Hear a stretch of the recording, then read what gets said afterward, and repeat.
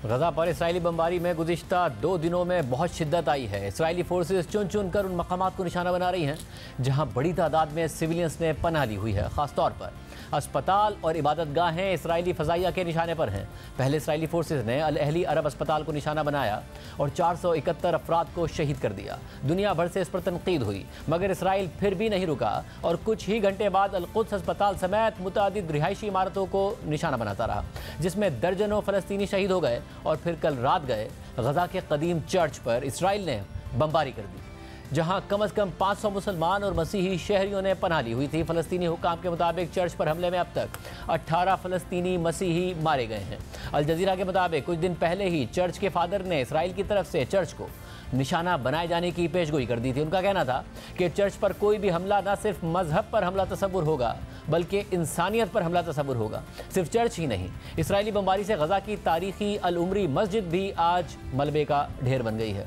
खुद Israeli army के मुताबिक कल रात को उसने गजा में 100 अहदाफ को निशाना बनाया है। 7 अक्टूबर से अब तक गजा में इसराइली बमबारी से 4137 अफराद शहीद हो चुके हैं, जिनमें 1600 से ज़ायद बच्चे हैं, जबकि ज़ख्मियों की तादाद 13,260 हो गई है। और इतनी बड़ी तादाद में ज़ख्मियों के इलाज में डॉक्टर्स की मुश्किलात कई गुना बढ़ चुकी हैं। मेडिकल सप्लाईज मुकम्मल तौर पर बंद है। अस्पतालों के फर्श, ग्राउंड और कॉरिडोर्स में सर्जरी की जा रही है। लाइट ना होने की वजह से सर्जरीज के दौरान डॉक्टर्स को मोबाइल फ़ोन की टॉर्च इस्तेमाल करना पड़ रही है, जैसा कि आप अपने सामने स्क्रीन पर देख सकते हैं।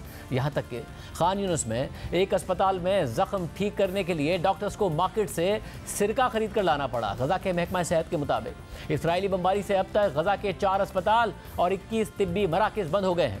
तिब्बी अमले के 46 अराकीन भी मारे गए हैं, जबकि 23 एम्बुलेंसेज मुकम्मल तौर पर तबाह हो गई हैं। 14 दिन से गजा में कोई चीज़ नहीं आ रही है। पानी, खुराक, अद्वियात और ईंधन सब खत्म हो चुका है। पूरी दुनिया की नज़रें इस वक्त गजा और मिस्र की सरहद में रफा क्रॉसिंग पर हैं, जो गजा में सामान की तरसील का वाहिद जरिया है।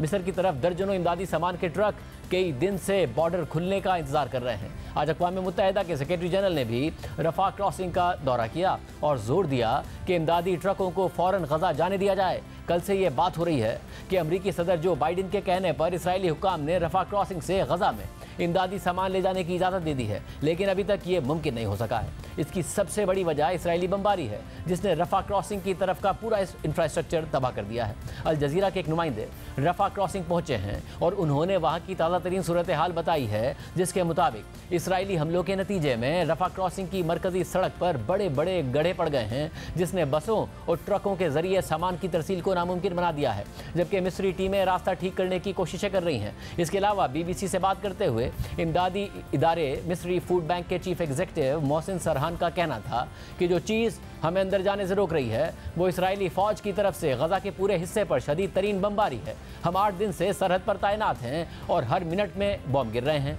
यहाँ तक कि इसराइली फोर्सेस एक बंजर ज़मीन पर भी बमबारी कर रही थी, जहाँ ना तो जानवर हैं और ना ही इंसान हैं। हम अंदर जाने के लिए तैयार हैं, लेकिन मिस्री हुक्काम हमें अंदर जाने की इजाज़त नहीं देंगे जब तक कि वो इस बात की ज़मानत ना दे सकें कि हम फ़ौरन मारे नहीं जाएंगे। मोहसिन सरहान के मुताबिक गजा की सरहद पर 120 इमदादी ट्रक मौजूद हैं, जबकि 7 या 8 कार्गो तैयारे सामान से लदे हुए हैं जो तुर्की से आ रहे हैं। सरहान का कहना है कि वो और उनके साथी गजा के लोगों की मदद में नाकामी की वजह से मायूसी का शिकार हैं। हमारे कारकुनों में गम और गुस्सा पाया जाता है, क्योंकि हम ये जानते हुए भी कि गजा में लोगों के पास पीने का पानी ख़त्म हो रहा है, कुछ नहीं कर पा रहे हैं। हत्ता कि गजा की इंतज़ामिया के पास बॉडी बैग्स भी ख़त्म हो चुके हैं, जिनमें लाशों को रखा जाता है। अब एक तरफ इसराइल के लाखों फौजी गजा के बॉर्डर पर तैनात हैं और इसराइली हुकाम ज़मीनी हमले की धमकियां दे रहे हैं, तो दूसरी तरफ इसराइल की लेबनान के साथ सरहद पर हिजबुल्लाह से मुसलसल झड़पें जारी हैं। इसराइली मीडिया के मुताबिक इसराइली फोर्सेस ने आज भी दावा किया कि हिजबुल्लाह और फ़लस्तीनी मज़ाहमती तंजीमों की तरफ से इसराइली सरहदी इलाके पर कई मार्टर्स फायर किए गए हैं,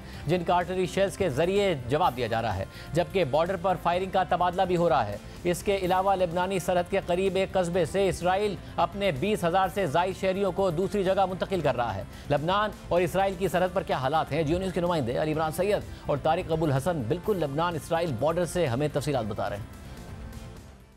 जी, इस वक्त हम हौला के मुकाम पे इसराइल और लेबनान बॉर्डर पे मौजूद है। यहाँ पे जो सिक्योरिटी प्रोटोकॉल है, हम उतर के शूट करना चाहती थी जियो न्यूज़ की टीम, लेकिन हिदायत है आप नहीं उतर सकते। एवं ये कि बुलेट प्रूफ जैकेट भी यहाँ पे पहनना शुकूक व शुबहात को बढ़ाने के मुतरादिफ है। इसराइल आपको ये जो दूर पहाड़ियाँ नजर आ रही हैं, यहाँ पे इस्राएली फौज निशाने पे ली हुई है लबनानियों को।